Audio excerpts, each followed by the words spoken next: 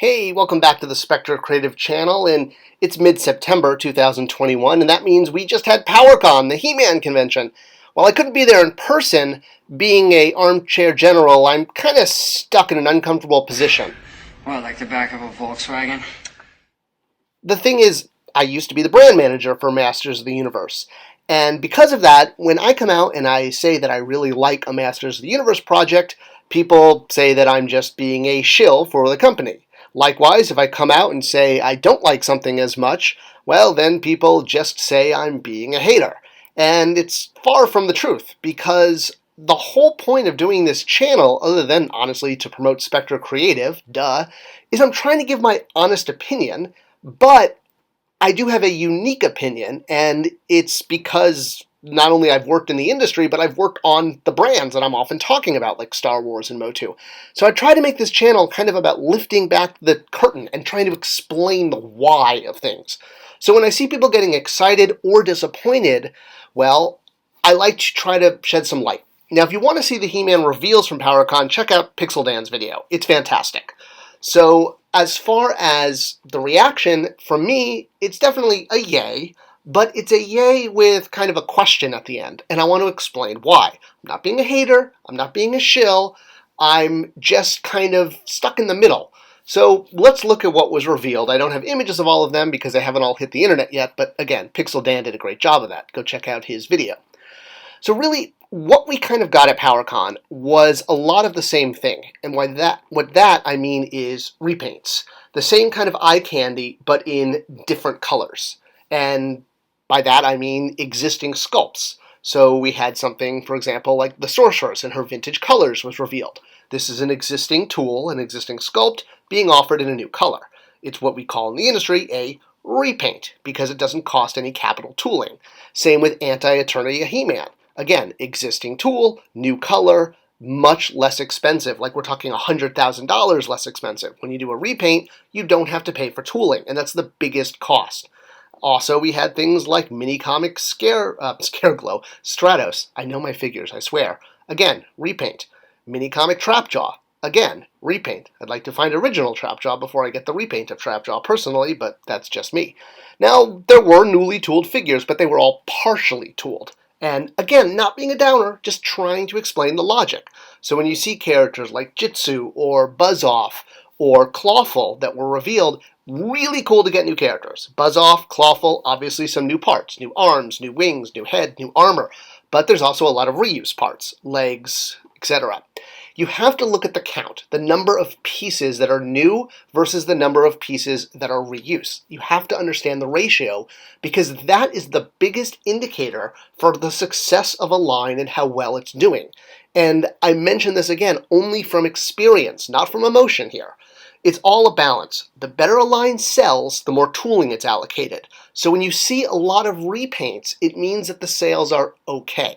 Now, yes, I know they fully tooled Stridor, and that's awesome. I love Stridor, but also consider this is an investment tool, much like we did in Classics. When you tool up Strider, you're also going to get Night Stalker for free. So, yes, he's 100% tool, but you're really getting two figures for the price of one. What you really want to look for to see strength is fully tooled figures that can't be used for anything else.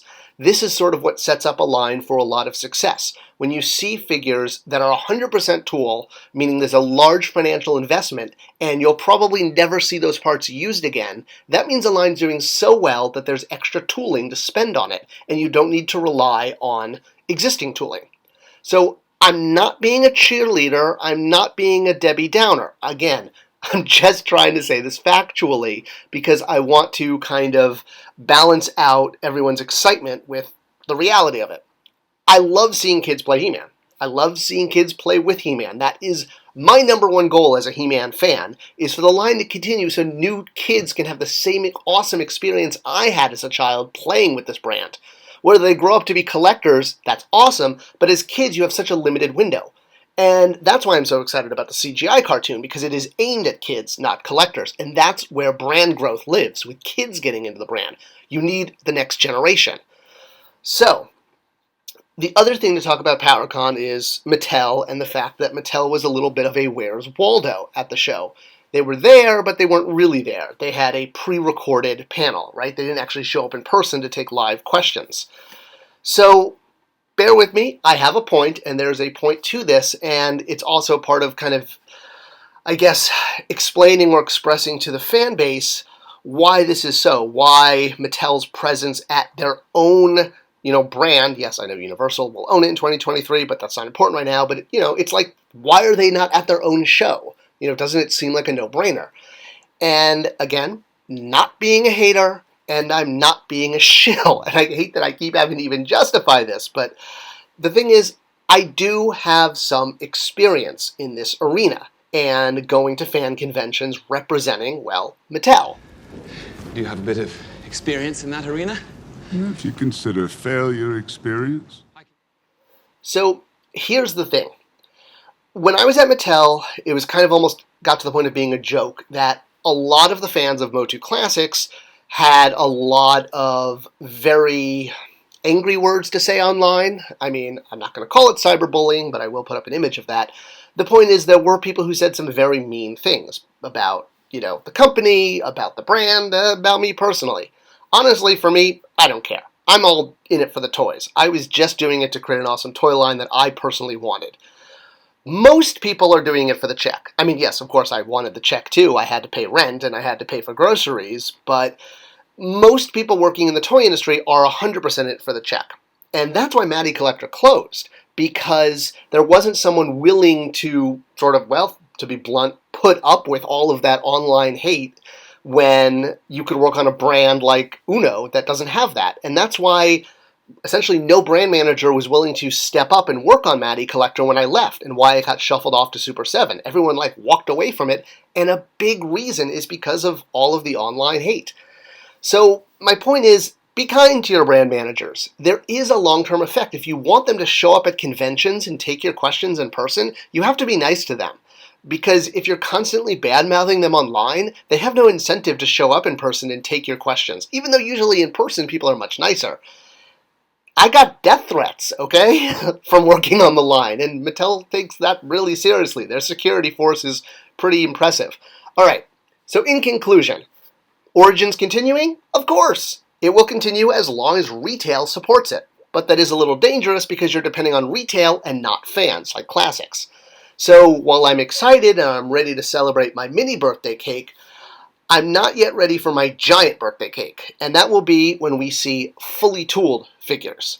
When you see the same tool being used, repainted over and over again, it's usually a sign that a line is struggling. I'm not saying it is, but I am saying I have experience at doing this on many toy lines at many toy companies, and I know factually the more repaints you see, the more a line tends to be struggling, because it's putting out SKUs without as much capital investment. And that makes a line a little less solid and a more liquidy, if you will. You want to see tooling investment, like Hasbro's doing right now with the vintage line. We're getting a whole bunch of fully tooled figures that will never get reused for anyone else. I mean, maybe they'll do Bib Fortuna in a different color, who knows. So that's when great times are coming, when you see a huge tooling investment. Awesome, we're getting Buzz Off, awesome, we're getting Stridor, but we need to see some more fully tooled figures to really get excited. I hope this video clarified and pointed out why I am completely a hater and a shill. Leave your comments below, subscribe to the channel, it helps support it and tell YouTube to share it with more people, because we all love the algorithm!